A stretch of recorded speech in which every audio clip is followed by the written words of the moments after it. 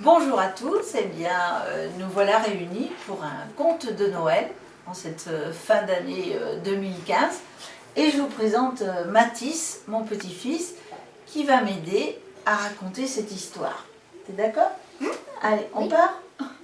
Allez. Alors l'histoire se nomme Le Père Noël. Noël approchait. La ville grouillait de monde, d'odeurs, de marrons chauds, d'étincelles de lumière. Une brise glaciale soufflait, entremêlée de flocons de neige qui semblaient danser dans le vent.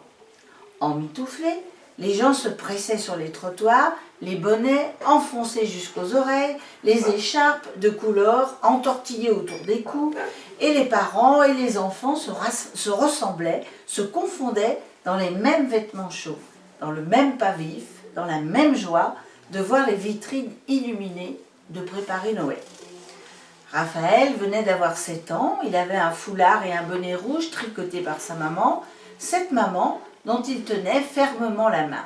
Cette maman qui, comme lui, portait un béret et une écharpe rouge. Tous les deux choisissaient un sapin. Ce n'est pas rien de choisir un sapin. Il faut qu'il soit grand, avec des branches bien fournies et surtout une pointe droite, élancée, sur laquelle on accrochera l'étoile dorée. Ah, c'est celui-là qu'il nous faut. Attends-moi là, à l'entrée, je vais payer au comptoir. Or, sa maman venait à peine de tourner le dos que le Père Noël arrive. Il se pencha vers Raphaël en lui tendant une sucette en chocolat. Il ajouta « As-tu été sage et as-tu envoyé ta lettre au Père Noël ?» C'est à ce moment-là que Raphaël renforça ses premiers doutes, ses premières interrogations. En effet, pourquoi le Père Noël lui posait ces questions? Il devait bien le savoir, lui. Il baissa les yeux et, oh, surprise, il remarqua les chaussures noires de ville du Père Noël. C'était impossible que le Père Noël, qui venait tout droit du royaume des neiges, porte de telles chaussures. Tout le monde sait que le Père Noël a de grosses bottes chaudes. Il releva la tête pour lui poser la question, mais déjà sa maman en revenait. Il remercia pour la sucette en chocolat, reprit la main maternelle, et les voilà, tous les deux repartis sur le trottoir où la neige commençait à tisser une nappe blanche. Ils changèrent de trottoir, et c'est là qu'il vit un autre Père Noël. Oui, un autre Père Noël. Raphaël en était sûr cette fois, car celui-ci portait des bottes et des lunettes. Il tira la manche de sa maman. « Dis maman, ils sont tous faux ces Pères Noël ?» Cela faisait déjà quelque temps que Raphaël réfléchissait sur l'existence réelle du Père Noël. Il s'était demandé comment un seul homme pouvait entrer dans toutes les maisons en une seule nuit et sans oublier personne. Cette histoire de traîneau dans le ciel l'intriguait fortement.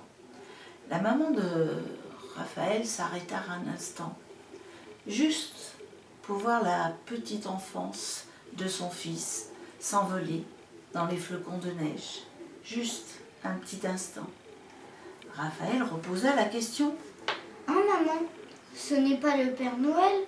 C'est un monsieur déguisé en fait, le Père Noël n'existe pas. Dis-moi maman. » Qu'en penses-tu, toi? Moi, je pense que c'est impossible d'aller dans toutes les maisons. Et là, je viens de voir 2 Pères Noël. Car je t'assure, ce n'étaient pas les mêmes. Un avait des chaussures noires et l'autre des bottes et des lunettes. Oui, dit la mère, tu as très bien observé. Raphaël se mit à réfléchir à toute vitesse et d'un coup, il fut pris de panique. Mais maman, si ce n'est pas le Père Noël, alors qui met des jouets pour nous sous le sapin? Moi, je pense que c'est quelqu'un qui t'aime beaucoup. Ah bon? Mais qui? À ton avis, qui t'aime beaucoup? Ben toi maman, et puis papa, et puis Pépé, et puis Mémé, et puis mes tatas, et puis mes tontons, et puis ma sœur, et puis... La maman de Raphaël riait, et Raphaël riait aussi de se trouver autant de Père Noël. Et tout à coup, il se figea et regarda sa mère, le visage illuminé. Mais alors maman, tout le monde peut être Père Noël? Moi aussi je peux être Père Noël, hein maman? Oui, tu peux être Père Noël, puisque tu aimes. C'est formidable de pouvoir être Père Noël. La mère et l'enfant se pressaient de rentrer à la maison. Ils avaient tant à préparer, tant à aimer.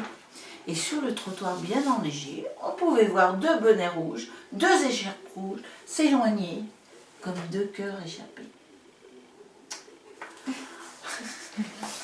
On vous souhaite une très bonne année 2016 avec beaucoup de bonheur, beaucoup d'amour. Bonne année 2016 à tous. Ah, super!